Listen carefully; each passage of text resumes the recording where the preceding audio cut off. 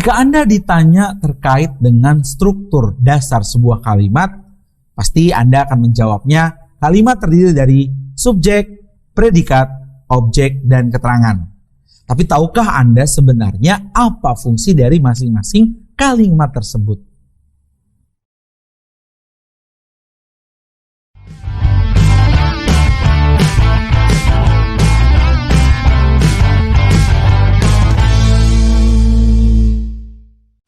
Hello everyone, masih bersama saya Ali Fikri. Dan dalam video kali ini kita akan mempelajari lagi lebih dalam struktur dasar kalimat.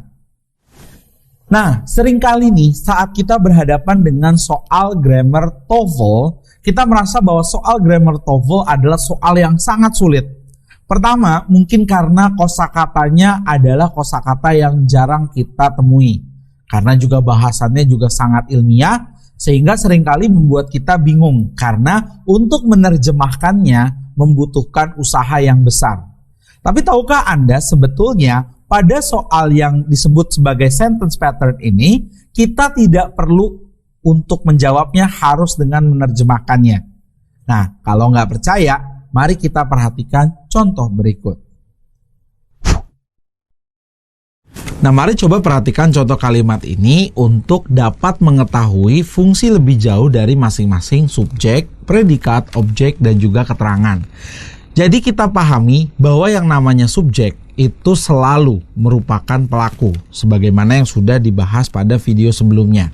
Tapi artinya bahwa yang namanya subjek itu secara prinsip itu selalu akan ada di awal kalimat.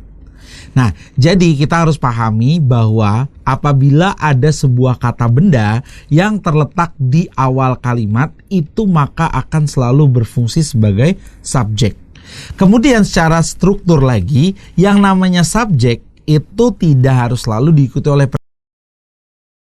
predikat. Kenapa? Karena bisa aja subjek itu akan dijelaskan. Tapi kalau kita lihat lagi ya kan, setelah subjek lalu tiba-tiba ada bagian yang rumpang, maka bisa jadi itu sebetulnya harus diikuti oleh predikat. Tapi kan kita tahu bahwa yang namanya predikat itu terdiri dari kata kerja. Nah, pahamilah bahwa yang namanya kata kerja itu dibagi juga jadi dua. Pertama apa? Ada kata kerja transitif. Kata kerja transitif itu berarti dia harus butuh objek. Butuh objek berarti artinya apa? Berarti setelah predikat akan ada objek. Tapi ada juga kata kerja intransitif atau di mana dia di situ tidak butuh objek. Berarti artinya apa? Karena dia tidak butuh objek, tidak harus selalu setelah predikat ada penggunaan bentuk kata benda. Nah, berarti saat ini kan kita udah bisa lihat nih bahwa yang namanya kalimat itu minimal tadi kalau ada setelah apa? Setelah kalimat pertama itu buat kata benda adalah subjek, terus kemudian diikuti oleh predikat, ya kan? Maka kita harus tahu bahwa apa itu kata international fame di sini. Nah, yang namanya sebuah bentuk objek, sudah tahu kan bahwa objek itu adalah sebuah kata benda. Tapi kata benda itu tidak harus selalu yang namanya sebuah kata benda general atau generic noun. Generic noun itu berarti adalah kata benda yang sifatnya bisa kita lihat, seperti laptop, kamera, dan lain-lain. Tapi kita juga mengenal ada yang namanya abstract noun. Nah, abstract noun berarti kata benda yang sebenarnya tidak ada bentuk fisiknya. Nah, kalau kita lihat kata international fame. Fame itu adalah sebuah popularitas atau kayak keterkenalan gitu ya. Nah, yang namanya popularitas atau sebuah perasaan yang bisa dikenal secara internasional itu jelas bukan merupakan generic noun, tapi adalah benda yang abstrak. Tapi dia tetap tergolong sebagai objek atau sebagai noun. Berarti kan kita lihat nih bagian rumpang di mana sebelum titik-titik ada subjek, lalu setelah titik-titik ada objek, udah pasti harus diikuti oleh bentuk predikat ya kan. Tapi untuk lebih memahami lagi kita lihat kan ada yang namanya keterangan. Sambil mereview, yang namanya keterangan itu adalah sebuah prepositional phrase. Jadi maksudnya apa? Yang namanya prepositional phrase itu berarti sebuah kata atau frasa yang sebelumnya akan diawali oleh preposition. Nah, di sini ada kata for. For itu adalah preposition. Jadi for revolutionizing agriculture research itu adalah sebuah bentuk keterangan. Cuma kita lihat kan, for itu keterangannya tujuan. Nah, tapi juga kita lihat di sini ada in the southern United States. Kata in juga merupakan sebuah bentuk keterangan. Tapi dalam hal ini keterangan yang disajikan adalah keterangan tempat.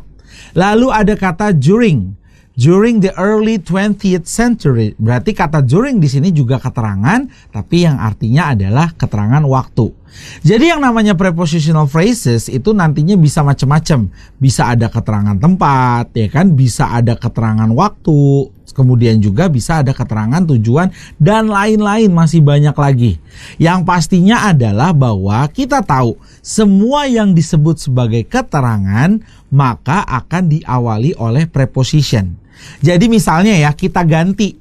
Kalau tiba-tiba di awal kalimatnya adalah in the southern United States, berarti tidak mungkin dia sebagai subjek. Karena kita pahami bahwa yang namanya subjek itu adalah ketika awal kalimat langsung diikuti oleh noun. Tapi kalau ketika awal kalimatnya ternyata ada preposition, berarti bisa jadi awal kalimatnya bukan subjek tapi melainkan keterangan.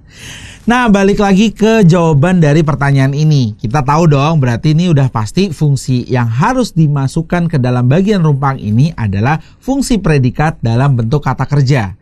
Nah, kita lihat di sini ada won. Won itu adalah bentuk kata kerja kedua. Lalu ada winning, ada kata kerja bentuk verb ing. Sementara yang C, karena ada who, ini jelas bukan merupakan kata kerja. Ini adalah bentuk adjective clause. Nah, nanti kita akan bahas lebih lanjut lagi terkait dengan adjective clause. Tapi yang jelas C bukan jawabannya. Yang D juga the winner of, berarti ini menunjukkan sebuah noun phrase. Sebagaimana sudah dibahas di video sebelumnya, bahwa ada noun yang dihubungkan oleh of, lalu dihubungkan oleh noun lagi, itu disebut sebagai noun phrase. Sehingga juga bukan merupakan jawabannya. Nah, berarti antara A sama B, ya pahamilah bahwa kita harus mengisi kata kerja sesuai dengan bentuk verb yang pas dengan tensesnya. Lihat, ada keterangan waktu apa? Ada keterangan waktu 20th century, yang artinya di abad ke-20, jadinya sudah berbentuk past tense. Nah, kalau sudah berbentuk past tense, udah pasti jawaban yang paling tepat adalah yang A, won. Jadi walaupun kita tidak mengartikan artinya, dengan melihat structure dari sentence-nya itu dan mengetahui lebih lanjut lagi terkait dengan fungsi dari subjek, predikat, objek, dan keterangan, pastinya soal sentence pattern akan mudah untuk dikerjakan. Nah, itulah tadi hal yang pertama kali harus Anda kuasai untuk mengerjakan soal sentence pattern di TOEFL PBT. Jadi yang penting Anda mampu menganalisis struktur-struktur dasar dalam sebuah kalimat. Anda mengenali mana subjeknya, mana predikatnya, mana objeknya, dan mana keterangannya. Maka setelah itu Anda bisa mengetahui mana struktur yang hilang dalam kalimat tersebut. Oke, dalam video selanjutnya kita akan mempelajari lagi apa tips yang harus diperhatikan untuk menghadapi soal sentence pattern selain mengenali struktur dasar kalimat. Penasaran? Saksikan dalam video berikutnya. Stay tune!